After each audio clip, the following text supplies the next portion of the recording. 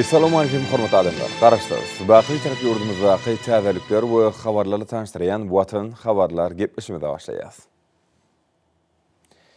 Şuun Türkmenistanyň prezidenti, Türkmenistanyň Milli Geňeşiniň halk maslahatynyň başlygy Gurbanuly Berdimuhammedow Milli Geňeşiniň halk maslahatynyň mejlisine geçirdi.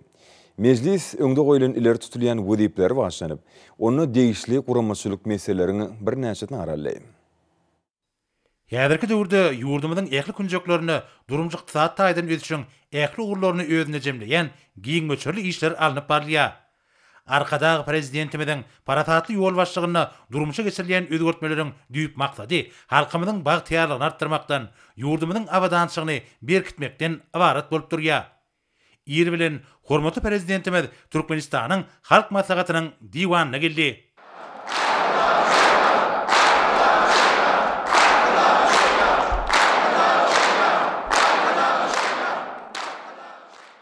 Hormatly Türkmenistanyň Milli Geňeşiniň halk maslahatynyň awalary Türkmenistan parahaçylyk we danışman watany diýilip elan edilen şuýyň 27-nji sentýabrynda biz ýurdumyzyň baş bayramyny garaşly baq bir tarap watanymyzyň garaşlygyň şany 30 ýyllyk ýübileyini aýratyn buýsun bilen garşyladyk. Bir sene garaşı döwletim hende agyr halkymyz üçin aýratyn ähmetli, buýsunçly wakadyr. Her ýerime täze bir hasem bilen maksatlara galkynlar ýani şany senedir. Bir karar döwletiň bagtýarlyk döwründe garaşy hemmişil bir tarap watamyz dünýäde parahaçylygyň asudalygyň hem höküm sürýän ýurdy. Çal depinde ödürýän hemde ösýän döwlet hökmüne giňden tanalýar. Ýurdumyzda halkyň awadançylygyna gönükdirlen eger uly taryhy maksatnamalar amala asylýar. Mukaddes garaşlygyň şany 30 ýyllyk bolsa täze ähmet hem üstünlikler bilen garşylandy. Ýübiley ýylyna ýurdumyň durly sebitlerinde her zaman oğullardır hem şäherçileriň gurulşy ýokary depinlerinde dowam etdirildi. Ýurdumyzda garaşlygyň 30 ýyl şany bayram nasip etdi, halkymyzyň ihlasy we tutanýarly zähmeti netijesinde adamyş medeni ähmetli dehqanlardyr hem binadan köp sanly gurulyp ulanmaga berildi. Halkymyzyň ýübiley ýylyna ýetenen bilen derejeler hemde ähli belenen şäherler dawarary hem ruhy bilen ýagdaýda üstünlikli geçme bilen näsidi mene ýendirýär hem tüýsürekden gutlaýar.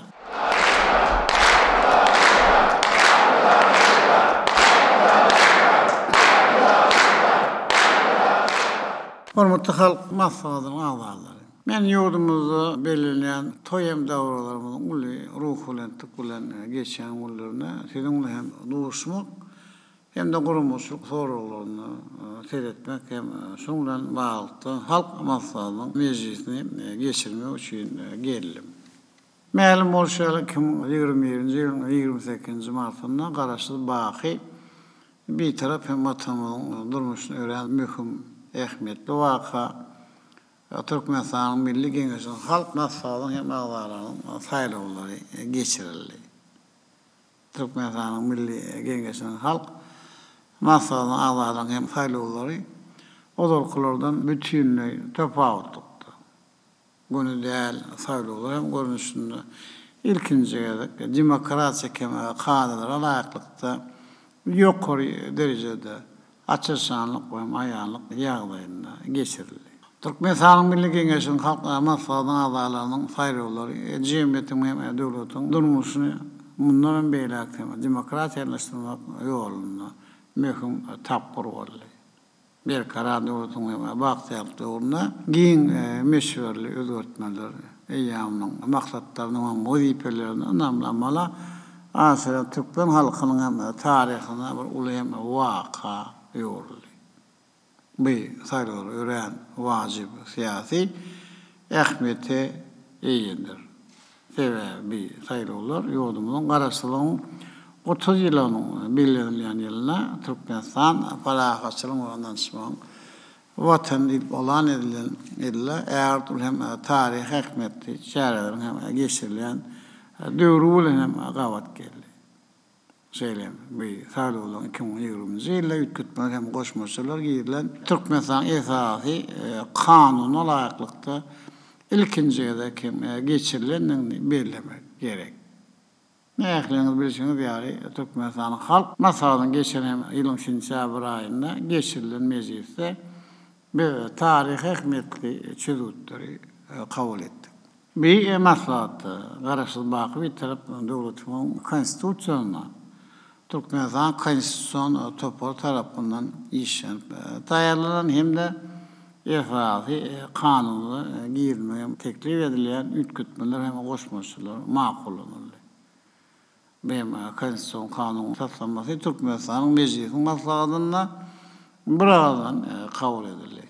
Bizim baştan ön hem süren başlanışlarımızın esası maksadı devlet hükümetinin vekilçilikli kanun çıkarıcı dağının işini kamilleştirmekten hem de tarihi şartlarda devletin cemiyetin her bir adamın mehfitlerine hizmet edecek kanunculukları hükümet hem amalla aşılayan tezli olma emeli hem getirmekten ibaret. Men bu tapınım yurdumuzun durmuşunda mühim kâsetim. İyi de vardı ama öňem bir näse gerek belläp geçipdim. İki palatalı hem parlament ulgamynyň emele gelmeyi döwletiň hem jemgyýetimiň durmuşy mundan belläpde demokratiýalaşdyrma, hukuk hem dünýäwi esaslaryny berkitme.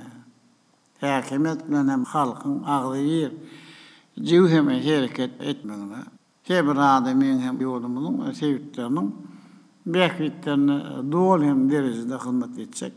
Eğer zamanı meşiyetlerin dördürmegine gönüktürlenler.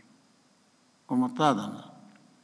Şunu 6 Aprel'de orada bir enerjiden ölen Türkmenistan'ın Milli Kengeşi'nin halk maslahatının kurulması meclisini geçirmek bilen maslahatın amişine AK Parti verdi.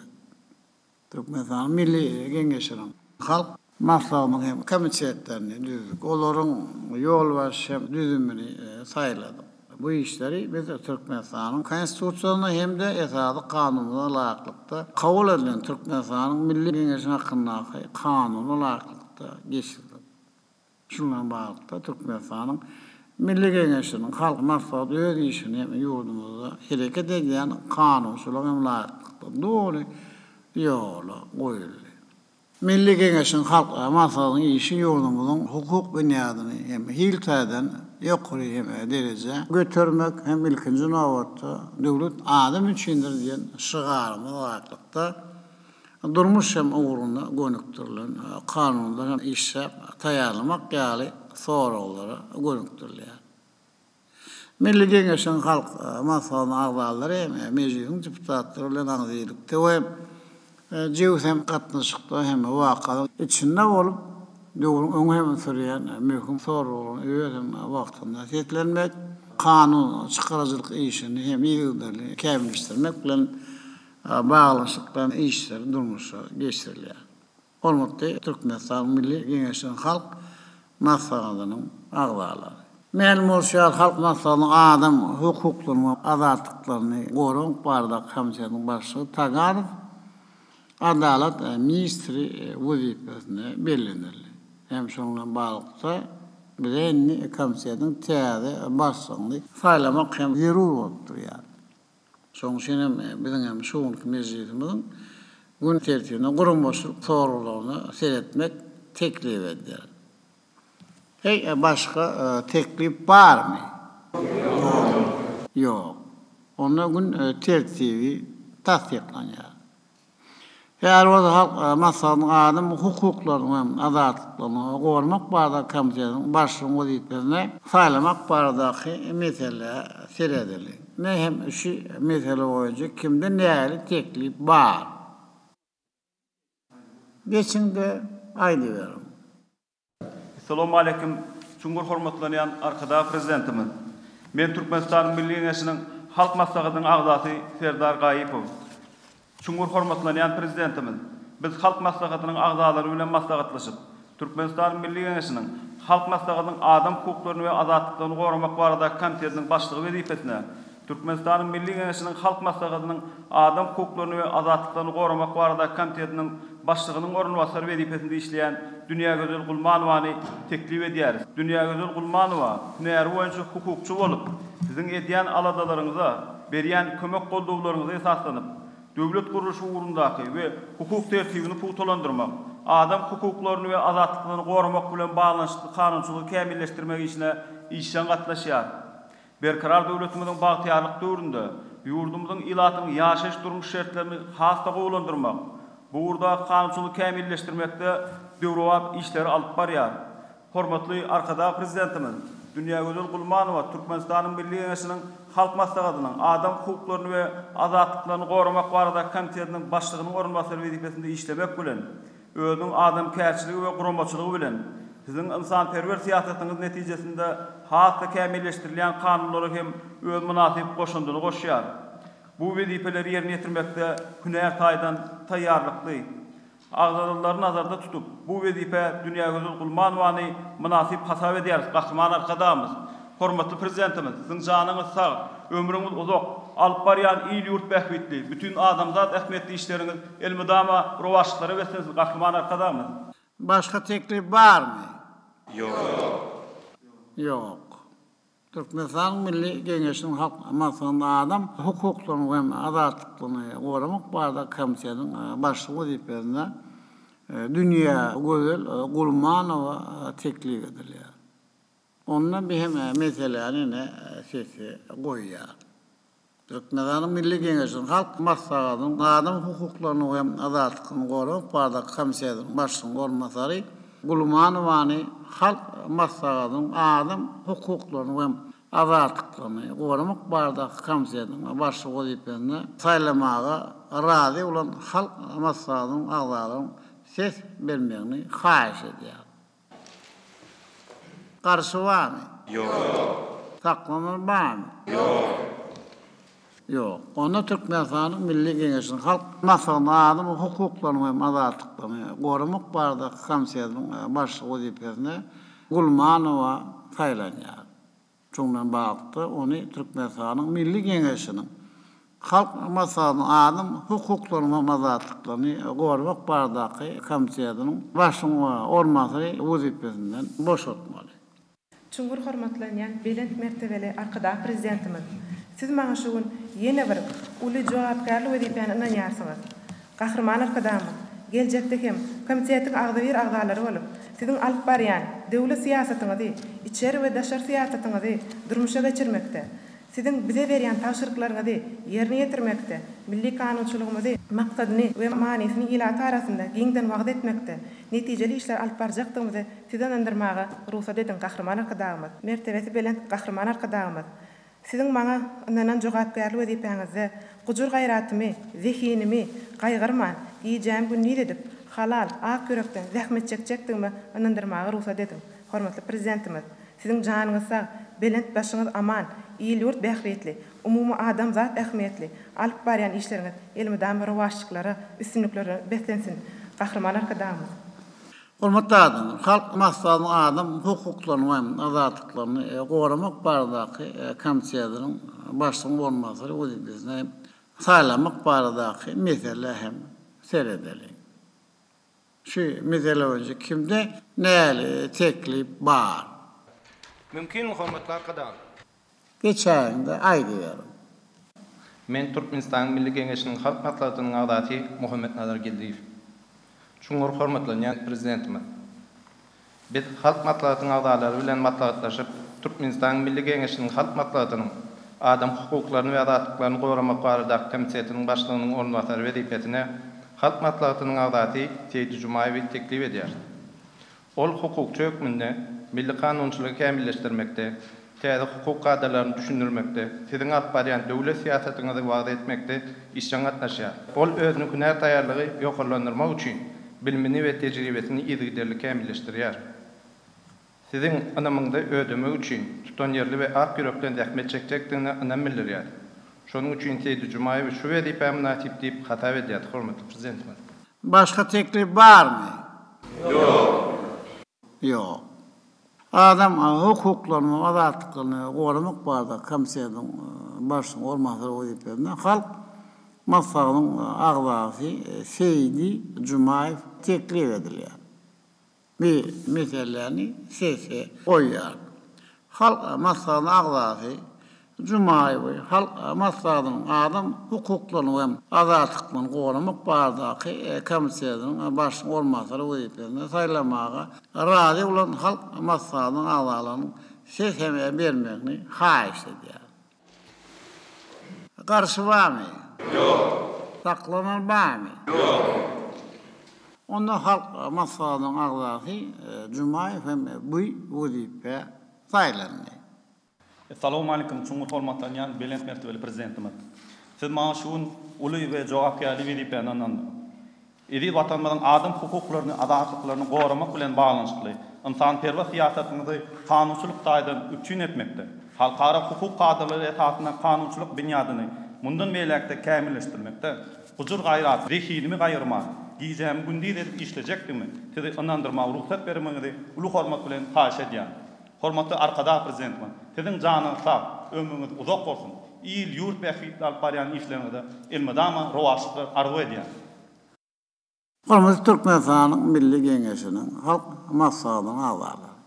Halk maslahatynyň öňünde ýurdumuzy ösürmek goýunça geljekde uly wazipeler durýar.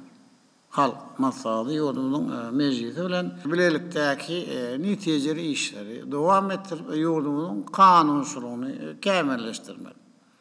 Watanymyzy bundan beýlekde hemme tarapdan ösürmek goýunça maksady okkunly işler alyp barmalar.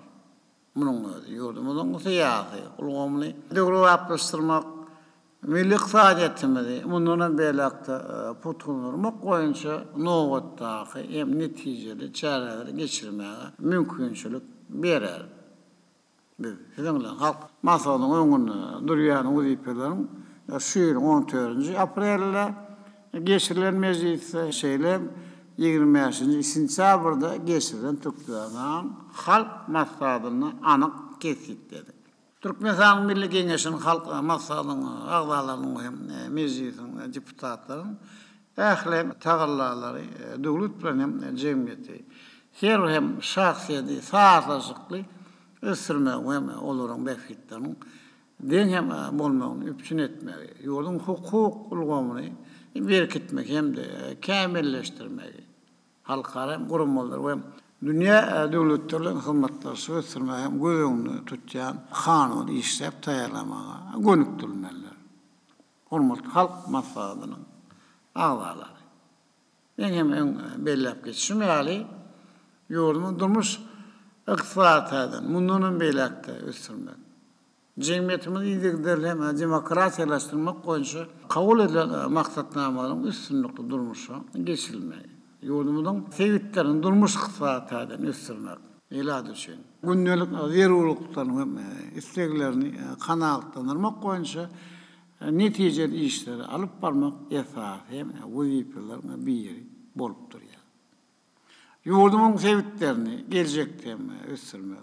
Bu işler hem telekeçiler çekmek, maýa goýumlaryny gönükdirmek, öňde barjy hem tehnikalar hem tehnologiýalary ornaşdyrmak. Daşa ýurtlardan getirilen haritler hem orun tutýan önümler hem öndüren ölümçülük, kärhanalarda hem hyzmatlar ulgamyny ösürmek. Goşmuşa iş orunlaryny döretmek hem mühim wezipelerin biri bolup durýar. Elad üçin yeterli olan ýaşaş hem zaýalaryny gurmak, dowam etdirmek hem ören mühim bolup durýar. Durlem ogullarda kanunçylygy kämilleşdirmek goýunça tekliplerin üstünde işlemeli. Sebäbiň esasy maksadymyz hem ogo bilen şäherde her bir adam üçin amat hem ýaşaýyş guruşugyny döretmekden ibaratdyr. Kanun çykarjy hem ýerine ýetirji häkimetleriň hem şahalarynyň hem şu esaslarda alyp barýan hem siýasaty demokratik hukuk hem dünýäwi döwlet ösen hem bazar iqtisadiyetli insanperwer adaletli hem cemiyetin döredilmeğini üpsün etmeyen borçlanır yani. Hem şu siyaset hem bizim halkımızın ertirki ünlü hem bolan anlamını. Öz vatanına olan kuvancını hem buysoncunu arttır yani. Hurmatly Türkmenistan'ın Milli Geňeşiniň halk maslahatynyň agzalary. Şol meclisiň gün tertibine laýyklykda gurulmaşyk soralarına seretdi. Bir karar hem döwletiň bagtyarlyk döwrüni kanunçylyk taýdan üpşün etmäge mundan belekde goşan tema goşakdyň hem ol anlam bildirýär. Soňra hormatly prezidentimiz Türkmenistanyň Milli Geňeşiniň halk maslahatynyň başlygynyň ornatary Babaýewa söz berdi. Çoňur hormatly arkada prezidentimiz, siziň tagallalaryňyz bilen garaşsyz hem bir watanymyz bütün dünýäde asudalygyň, awadançylygyň, bagtyarlygyň, parahatçylygyň we ösüşiň ýurdu hökmüne tanalýar. Garaşsyzlygyň şanly 30 ýyl bellenilýän watanymyz bugün dünýä nusgaly ösüş ýoly bilen siziň parahatly başçylygyňyzda ähli urlarda ägirtili ýeňişler gazanyp önämli öňe barýar. Tepkinli ösýän ykdysady taýdan kuwatly her bir adamyň durmuş taýdan gowrullygy ýoly goýulan döwletimizde adamlaryň halal zähmet çekmegi, ýaşlarymyň okumagy, hünär edinip ýokda hünärmenler bolup ýetişmegi, munasyp din almak üçin ähli şertler döredýär. Mehriban arkadaşlar, sizin parahatly ýol başçylygyňyzda düzümünde halk maslahaty we meclis bolan iki palataly parlamentiň döredilmegi özüm şu ýyl bizim janyny edýän watanymyzyň garaşsyzlygynyň 30 ýyllyk şanly tenesi bellenýän ýylyna şoňa döredilmegi bizim ýurdumyzyň garaşsyz döwletimiziň taryhyna täze bir uly sahypany açdy. Mehriban arkadaşlar, şu ýylyň 14-nji aprelinde sizin parahatly başçylygyňyzda geçirilen Milli Geňeşiň bilelikdäki iki palatasynyň bilelikdäki meclisinde gurulmaçylyk işleri geçirilip soralara seredilip täze parlament ulgamy emele getirildi. Hem de halk maslahatynyň işine akpata berdiňiz. Mehriban arkadaşlar, siz halk maslahatynyň işini ýola goýmak, parlament işini dol derejede alyp barmak üçin biz üçin ähli şertleri döredip berdiňiz. Şuň halk maslahatynyň meclis, ýurdumyzyň hökümeti, ministrlikler we puwduklyň dolandyrýş edaralary bu ýerli häkimlikler bilen ara gatnaşyklarynyň doly ýola goýulmagy hem netijeli işleriň alınıp barylmagy üçin ähli mümkinçilikleri döredip berdiňiz. Mehriban arkadaşlar, milli kanunçylygy döwraplaşdyrmak maksady bilen hereket edýän kanunlara üýtgetmeşler we goşmaçylar girilmek, meýilleşdirilýän beýleki işleri öz wagtynda ýerine ýetirmek, feljermi işlerini geçirmek üçin ähli mümkinçilikler emele geldi. Mehriban arkadaşlar, siziň ýol başçylygyňyzda şu ýylyň 25-nji sentýabryna paýtagtymyzyň ruhyet köşünde ähli halk bilen jewsleşip üstünlükli geçirilen Türkmenistan halk maslahatyny eden şuň manily taryhy çykyşyňyz tutuş halkymyzy beýik başlanyşlara, ýeňişli ýollary we döredüjlikli zähmete ruhlandyrdy. Mehriban arkadaşlar, şol taryhy maslahatda siziň ýurdumyzyň garaşsyzlyk ýyllaryna gazanan beýik ösüşleri, häzirki wagtda hem durmuşa geçirilýän taryhy işler barada aýdanlaryňyzy, ýurdumyzda gurulup ulanmagy berilýän medeni durmuş, senagat maksatly binalaryň, deskalaryň ähmiýetini, asyrlara hyzmat etjek şeýle uly taslamalaryň many mazmuny, maksatlary, sagdyn durmuş ýörelgeleri, milli däp desturlarymyz, maşgalaryň ködesli barada siziň şeýle parahatlylyk bilen belläp geçenleriňizi halk maslahatynyň agzalary ila tarapyndan ýerlerde, dürli idara kärhanalarynda, oku mekdeplerinde giňişlerin wagt nesihat işlerini alyp barýarlar. Mehriban arkadaşlar, biz siziň başçylygyňyzda geçirilýän şeýle ägirdili taryh ähmiýetli işlere gatnaşýanlygymyz üçin ümmür bagtly adamlaryň birdir. Mehriban arkadaşlar, biz geljekde hem siziň döredip berýän şertleriňizden peýdalan garaşsyz hem baky tarap watanymyzy durmuş ykdysady, siýasy taýdan ösüşleriň täze belentliklerine tarap alyp gitmek ugrundaky taýsy tagallalaryňyzy gollamak bilen ol işleriň öz wagtynda ýerine ýetirilmegi, kanunçylyk taýdan doly üpçün etilmegi ugrunda ähli zähmetimizi, uçur gaýratymyzy gaýgyrman bilelikde, agdyrlykda geljekde hem yurdumuzun hökümeti bilen, meclisimiz bilen, beýlik edaralary bilen ähli işler alyp bararsyp Mehriban arkadaşymyz siz inandyrmaga ruhsat edin. Ýene bir gezek Mehriban arkadaşymyz şu gysga wagtda halk maslahatynyň işini ýola goýulmagy hem netijeli işlemek üçin döret beren ähli şertleriniz üçin ähli agdalaryň ardyndan size tükensiz alkışlarymyzy, köp sag bolsunlarymyzy aýtmagy ruhsat edin Mehriban arkadaşymyz. Mehriban arkadaşymyz siziň janyňyz sag bolsun, ömrüňiz uzak bolsun. Beýkem asyrlara barabar edýän taryhy işleriniz hemişe rowaş bolsun Mehriban arkadaşymyz. Hormatly Türkmenistanyň Milli Geňeşiniň halk maslahatynyň agdalary. Şunun bilen Türkmenistanyň Milli Geňeşiniň halk maslahatynyň meclisi öz işini tamamlaýar. Men hem size alyp barýan jogapkärler işlerinizi ulysundukları arzu edýär. Sağ olun.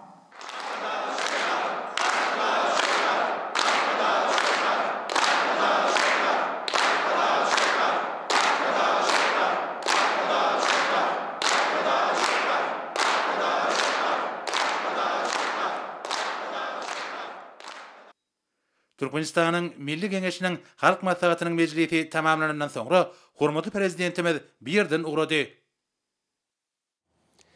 Indi bolsa Türkmenistanyň Milli Geňeşiniň halk maslahatynyň kararlary bilen tanış edýäs.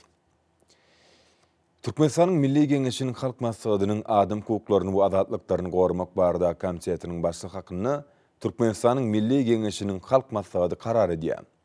Dünya Gözel Muhammedowyny Gulmanowany Türkmenistanyň Milli Geňeşiniň halk maslahatynyň adam hukuklaryny we azatlyklaryny gorumak baradaky komitetining başlyklaryna saýlamaly.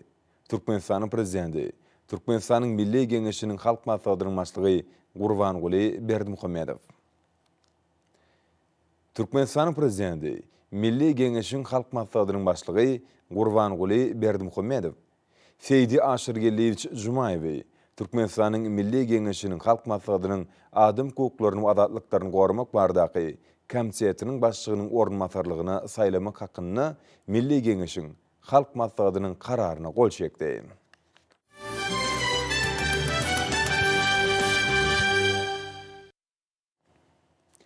Şugun hormatly prezidentimiň tapşyrygy boýunça Ahal welaýatynyň Gökdi Petrawyny 600 baş ahaltek atlaryny saklama niýetiniň Döwrwap atxananyň düýbini tutmak dawarasy boldy. Döwrwap atxananyň düýbini tutmak dawarasy uly bayramçylygy öwürli. Täze guruluşyň düýbiniň tutuljak meýdansatynda medeniýet we sunudy saatlarynyň ajaýyp çykyşlary guruldy.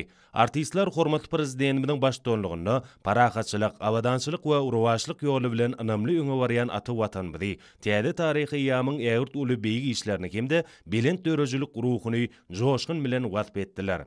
Berqarar döwletimiň bagtyarlyk döwrüne döwlet başçylaryň atçylygyň netil dowamyny ötürmäk hemde halkary derejedäki gurdaş buwda goşulmagyny, degişli düzümüň kemali getirilmegine aýraty nünsärýär. Muň şeýledigine hormatly prezidentimiň 2-nji oktýabrda halkara haltekatçylyk sport toplumynyň golaýyna gurulmagy meýilleşdirilen täze atxananyň bina ediljek ýerini kefiýetlemek maksady bilen köpetdaň şu günjeginde bolup, degişli ýolbaşçylara bir näçe tapşyryklar bermeginden hem göz ýetirmek bolýar. Davrada çykyş edenler soňky ýyllarda ýurdumyzda atçylyk sportunyň işiň ötürilýändigini, milli atçynaatlygyň dünýädäki awraýyny hemde beýişli bedewlerimiň şöhratyny hasa artdyrmak boýunça maksatnamalaryň çäreliň durmuşy geçirilýändigini nykdylar. Olar berqarar döwletimiň bagtyarlyk döwrüne edil watanymyzyň ötüşiň täze belentliklerine bedew wady bilen barýanlygyny buýsanç bilen belläp, arasda ganly ahalteki bedewlerini gorap saklamak we başdanyny köpertmek, ady urwaýy töwürlen tohum atlarynyň dünýädäki şöhratyny hasa artdyrmak baradaky aladalar üçin Mehriban arkadaşymyza hoşallyk bildirdiler. Dawaran şäherinde ýörüýte gurnalan meýdansada ahalteki bedewleriniň görkezilişi geçirildi. Atlar öz daş keşbiniň gözelligini we başarnygyny belent mertebellik bilen görkezip, deňti taýtyzy ugudan kamaty bilen maýil etdi. Ahalteki atlarynyň arasy ganly tohumlary feýitlen tagallalary bilen döredilen hakyky genji hazinadyr, ajaýyplykdyr. Hormatly prezidentimiň kararyna laýyklykda bu desgan gurmak we dolu ulanmagy taýýar edip tapşyrmak Nurbina guruluşy hususy kärhanatyna ananyldy. Türkmenatlar döwlet birleşigi buýurjy bolup çykyş edýär. Tatlama laýyklykda atxanany gurmagy 15,14 hektar meýdan bölünip berildi. Giň şäherlerde detgalyň birnäçesi şol sany dolandyryş binasy yerleşdirilýär. Täze toplumyň wezipeti açylygy mundan meýlekde ösdürmekden, arasy galy bedewliň sanyny artdyrmakdan, tokum häsiýetlerini gowlandyrmakdan ibaratdyr. Bedewliň saglyk ýagdaýyny gözegçilik etmek üçin hemme zerur enzamlar we öňdewarjy tehnologiýalar bilen üpçün edilen veterinar defgasy gurular. Arasa da howasy, hemem mähriban toprağımyzyň bükünjeginiň tebii howa aýratynlyklary giň ýaýla, atlar we taýlar saklamaga oňoýly gurşaw döretýär. Mähriban arkadagymyzyň belleşi ýaly, begişde atlary ýydyk etmek, olary turgunlaşdyrmak, sport taýýarlygy boýunça işler gadymy milli däplerimiziň esasynda hemde häzirki zamanyň öňdewarjy tejribeler gözegine tutulup alınıp barylmalylar. Bu bolsa ýynnamlygy hemde gaýtalanmajak gözellik bilen meşhur bolan begişde bedewleriň dünýädäki şöhratyny mundan meýlekde artdyrmaga mümkinçilik berer. Dawaran ahyryna oňa gatnaşçylar mähriban arkadagymyza bir agyndan ýüllenme kabul etdiler. Dünyada ikrar edilen milli liderimiziň taýlary netijesinde halkara guramalar bilen Türkmenistanyň arasynda hyzmatdaşlyk işçiň häzeti bolýar. Munyň şeýledigine sany ulgam arkaly geçirilen online duşuklarym aýdym misallar. Türkmenistanyň Daşary işler ministriniň Birleşen Milletler Guramasynyň baş sekretärining ornbasary, Birleşen Milletler Guramasynyň terrorçylyga garşy görüşmek boýunça müdirliginiň ýol başçysy bilen sanly ulgam arkaly duşu geçirildi. Söhbetleşigiň başynda taraplar Türkmenistanyň we Birleşen Milletler Guramasynyň arasyndaky giňerimli strategik hyzmatdaşlygyň işiň häsiýetini belläp geçdiler. Bu orada Türkmen tarapy Birleşen Milletler Guramasynyň terrorçylyga garşy görüşmek boýunça müdirligi bilen alınıp barylýan işlere ýokary baha bermek bilen Birleşen Milletler Guramasynyň Merkezi Aziýa üçin terrorçylyga garşy global strategiýasynyň durmuşa geçirilmegi boýunça hyzmatdaşlygyň hasam ösdürilmegine ygradlygyny beýan etdi. Şunlukda Birleşen Milletler Guramasynyň terrorçylyga garşy global strategiýasynyň 4-nji tapgyrynyň amala aşyrylmagynyň çygyryna iki taraplaryň we köp taraplaryň özara hereket edilen möhüm meseleleri jekmejek aralyp maslahatlaşyldy. Taraplar Türkmenistanyň başlangyjy bilen kabul edilen Birleşen Milletler Guramasynyň baş assambleýasynyň Birleşen Milletler Guramasynyň Merkezi Aziýa üçin öňünalyş diplomatiýasy boýunça Sewit merkeziniň ähmiýeti atly kararnamasynyň derwaýslygyny belläp geçdiler. Gepleşilen barşynda Birleşen Milletler Guramasynyň terrorçylyga garşy görüşmek boýunça müdirliginiň ýol başçysy 2021-nji ýylyň 10-njy dekabryna Türkmen paýtagtyna geçiriljek parakatçylyk we anaşmak siýasaty, halkara howpsuzlygynyň durnuklygynyň we ösüşiň etatatly halkara maslahatyna gatnaşmaga çagyryldy. Bu halkara forumyň Türkmenistanyň başlangyjy bilen yglan edilen halkara parakatçylyk we anaşmak ýeriniň çäklerini alınıp barılan halkara gatnaşyklaryna parakatçylyk we anaşmak medeniýetiniň putulandyrylmagy boýunça giňerimli işleň logika jemlenmesi boljakdygy bellenip geçirildi. Sankt-Peterburg şäherinde gibrit görnüşde Russiýa Federasiýasynyň federal ýygynynyň Federasiýa Geňeşiniň we garaşly döwletleriň arkalaşygyna gatnaşyjy döwletler parlament assambleýasynyň guramagyny 3-nji Ewraziýa Denanlar forumy öz işine başlady.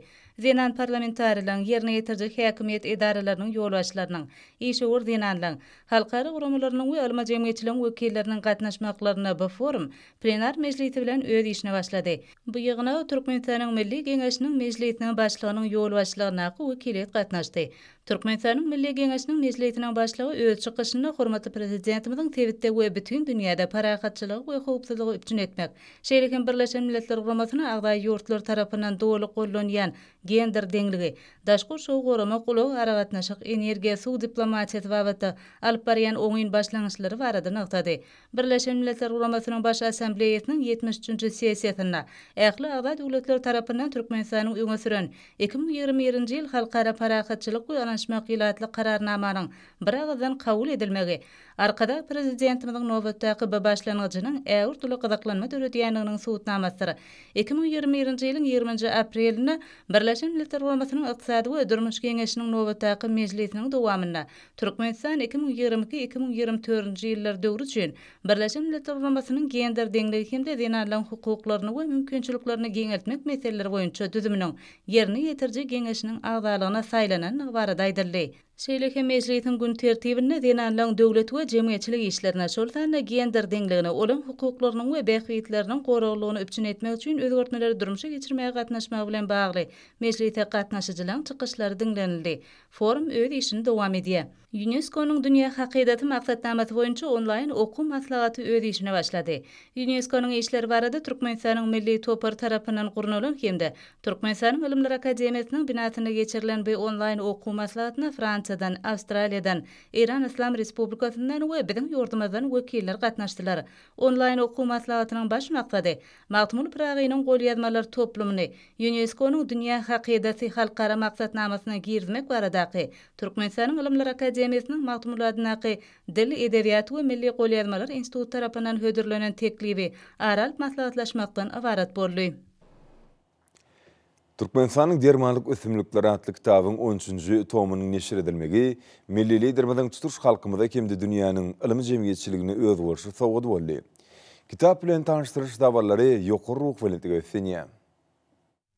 Türkmenistan'ın prezidenti, Ýurdumyzyň Ilimler Akademiýasynyň akademigi, lukmançylyk ilimläriniň doktory, professor Gurbanguly Berdimuhammedowyň ensiklopedik işi, ýurdumyzyň baý ösümlük dünýäsi hemde halk lukmançylygynyň gadymy diýipleri bilen gyzyklanýan okuwçylaryň giň toporuna niýetlenenler. Çykyş edenler milli liderimiziň 2009-njy ýylda başyny başlan ilimi işiniň dowam bolan täze kitabyň aýratyn ähmiýetini bellädiler. Bu düýpli ilimi işiň esasynda günnäwr lukmançylygynyň görnükli alimlaryny hemde tebiği dermanxana ýygyderli ýüzlenýän türkmen tebipleriniň nesilden nesile geçip gelýän iň gowy tejribesi goýuldy. Kitabyň sahypalaryny enşimi dermanlyk ösümlikleriň şolfanyny belli bir ýerlerde duş gelýän ösümlikleriň berkemli käsitleri, olar ilimi we halk lukmançylygyna ulanmagy mümkinçilikleri jekmejek beýan edilýär. Milli liderimiz olaryň öwrenmegini, durmuşynyň köp birlerini başlady. Dabragatnajlaryň belleşleri ýaly mazmuny boýunça öz bolşy ensiklopediýa türkmen topragyny ösýän, asyrlaryň dowamyny durly kesirler bejermek üçin netijeli ulalýan ösümlikleriň merkemli käsitleri bardy, bilimleriň hadinasy bolup durýar. Döwlet başlarymyz okuwçylary ekleýän we ýawan ösümlikler bilen akademik nukdaý nazaryndan tanışdyrýar. Türkmenistanyň dermanlyk ösümlikleri adly kitap türkmen ösümlik dünýäsiniň öz bolşy ensiklopediýasy bolmak bilen şu geçen ýyllaryň içinde diňe ýurdumyzyň derman senatynyň işgärleri we lukmanlar şu näle eýsem kitabyň dünýäniň durly dillerini terjime edilmegi netijesinde onuň bilen tanışmak mümkinçiligine eýe bolan daşary ýurtdy hünärmenler üçin bahatyny etip bolmajok gollanma urly. Hormat prezidentimiň garaşdyrlyk bagtymyza adly täze kitabynyň tanışdyryş dawarlarym ýokary ruh welentlikde geçirilýär. Hormat prezidentimiň Türkmenistan parahatçylygyň öňçmen watan ýen şuň mazmunly şygarasyny geçýän şu şanly ýylda çapdan çykan kitaby asyrlaryň dowamyny enşimi beýik döwletler döredin türkmen halkynyň iň täze taryhyny öz bolşy syýahatdyr. Milli liderimiziň eserlerini bellenşi ýaly ata-babalarymyzyň hemişe ardy boden 2-nji müňýylyň ahyryna döredilen garaşdyr türkmen döwleti dünýäniň syýasy kartasyna münasip orny elep tutuş adamzady öz şuglasyny saçyp düýbünden täze bagtyar döwrüň başyna nygyny alamatlanyrdy. Hormat prezidentimiz kitabynyň sahypalaryny garaşdyrlyk hemde onuň göz başlary bardy pikir ýöredip, hemme beýik ýeňişleriň üstünlikleriň we häzirki Türkmenistanyň barha artýan halkara awraýynyň ödenini hut döwlet garaşdyrygynyň gazanmagynyň durýanygyny taýýar. Garaşdyryk hemişelik beýtarap Türkmenistanyň döwlet guruluşy hemde dünýä jemgyýetçiligi tarapyndan dol gollanýan durmuş ýolguly, halkyň ardy üstlegini we pikirlerini hemişe nazarda tutan parasatly ata-babalarymyzyň köp asyrlyk tejribesine dayanýar. Tanıştırış dawarlaryna gatnaşyjylar döwletiň hukuk esatlaryny ýygyderli putulandyrmagy, hemde jemgyýetimizi demokratiýalaşdyrmagy gönükdirilen ahlasly işler üçin hormat prezidentimize hoşallyk bildirdiler. Çykyş edenler milli liderimiziň ýurdumynyň garaşdyrlyk senesi münasibetli öz halkyna ajaýyp sowgada urlan, mazmuny boýunça hakykatdan hem gymmatly kitabyň berkarar döwletimiziň bagtyarlyk döwrüniň ýagyrdyr gazananlarynyň garaşdyr watanymyzyň okkunly ötüşiniň aýdyn beýanlygyny, edi diyarımızın durmuş iktisadataydın ötüşünün varsa döwlet başlarımızın adı bilen ayrılmaz bağlanışıklılygyny noktadylar. Hormat prezidentimizin ýol başçylygyna ýurdumyzyň iktisadiýatynyň ýakly uğurlaryny uly özgörtmeler amala aşyrylýar, sanly ulgama geçmek işleri uly depkin bilen alınıp barylýar. Bu özgörtmeleriň netijesinde uly ösüşler gazanylýar. Hormat prezidentimiz ýurdumyzyň owa hujurlygyny ösdürmek bardak edýän aladalaryň netijesinde dünýäniň öňde barjy kampaniýalarynyň ýokary önürjülükli çeýnikalaryny ýygyderli satyn alyp berýär. Ýurdumyzyň owa hujurlygyny hem mehanizmleşdirilen işlere sany tehnologiýalary ornaşdyrmak uly ähmiýete eýe bolup durýar. Owa hujurlyk tehnikalaryna sany GPS we sinematik navigasiýa ulgamlary ornaşdyrylanyny, owa hujurlyk tehnikalarynyň ýerine ýetirýän işleriniň hasabatyny takyk ýöretmäge, tehnikalaryň dolanýylyşyny merkezleşdirmäge, tehnikalaryň iş önürjüligini ýokarlandyrmagy, geçirilýän owa hujurlyk işleriniň netijeligini hassa artdyrmagy mümkinçilik berýär. Türkmen Owa Hoculuk Üniversitetiniň Owa Hoculugynyň Mehanizasiýa fakultetiniň talipleri Halipa muallimlerining ýollaşçylygyna, universitetiniň okuw tejribe hoculugyna Klas kompaniýasynyň telematik ulgamy ornaşdyrylan traktor arkaly buğday ekmek işlerine gatnaşyp tejribelerini geçirdiler. Şeýlekem şol bir wagtda bu meýdan işleriniň alınıp barlyşyny, universitetde hereket edýän dünýäniň ýokary öňürjülükli Owa Hoculuk tehnikalaryny öňürgen Klas kompaniýasynyň okuw merkezine talip ýaşlar video şekiller arkaly öz talip deňdoşlarynyň önümçilik tejribelerini geçişini synadiler. Bu tejribe okuwlaryny Germaniýa Federasiýa Respublikasynyň Klas kompaniýasynyň hunärmenleri bilen bilelikde buğday ekmekde giňden ulanylýan ekiji enjamlaryň ähmiýetini, guruluşyny, işleýişini şeýlede işlän döwrüne sazlamaň aýratynlyklaryny, önümçilik şertlerini giňişleýin öwrenýärler. Bu tejribe okuwlary geljekki ýokary derejeli hunärmenleri taýýarlamakda uly ähmiýete eýedir. Bu tejribe sapagyna meýdan şertine häzirki zaman kasbarda kysymly ekijisine sany ulgam arkaly buğday ekininiň ekiliş tehnologiýasyny amala aşyrmak boýunça sapak berildi. GPS gurnawy arkaly meýdana ekilýän dänäniň mukdaryna görä onuň ekiliş usulyny saýlamak, geljekde hasyllyk kartasyny düzmek, ekilen tohumyň deň düşmekligine baglykda hasyl ýetişenden soň ony ýygnamak usullaryny kesgitlemek ýaly wezipelere seredildi.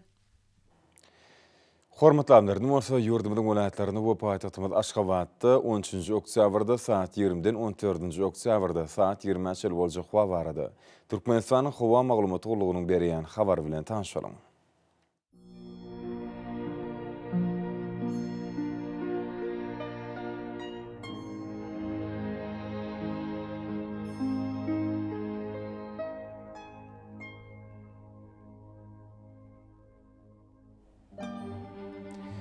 Balkan welaýatyny ütkäp duran bulut hawa bolup, günüň ordan týyly sekunda 8-13 metre ýetýän şemal ufer. Hawa gejesine 13-18 gradus, gündüzüne 22-27 gradus, kenarky taraplaryň orta 18-23 gradus maýl bolar. Ahal welaýatyny asken bulut hawa bolup, günüň ordan týyly sekunda 7-12 metre ýetýän şemal ufer. Hawa gejesine 6-11 gradus, gündüzüne 22-27 gradus maýl bolar.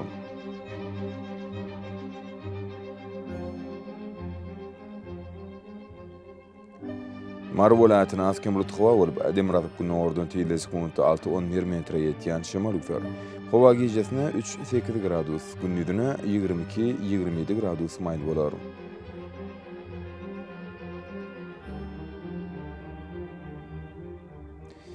Lewap welaýatyny asken bulut hawa bolup, edem radyp günüň ordan týyly sekunda 7-12 metre ýetýän şemal ufer. Hawa gejesine 1-6 gradus, gündüzüne 21-26 gradus maýl bolar.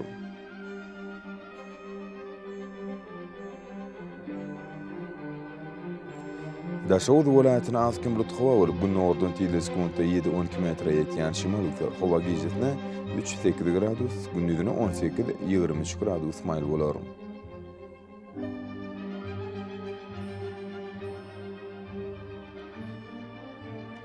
Paýtagtymyz Aşgabatda asken bulut hawa bolup, günüň ordan týyly sekunda 7-9 metre ýetýän şemal ufer. Hawa gejesine 8-10 gradus, gündüzüne 24-26 gradus maýl bolar.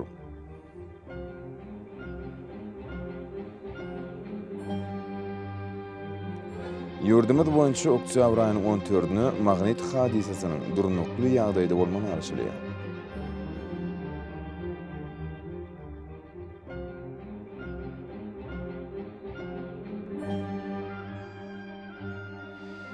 Edil wataşlar, göz basynyny günüň dowamyny howanyň derejesiniň üýtgeýäni nazaran, basylyň aýratynlyklaryna laýyklykda geýinmegi.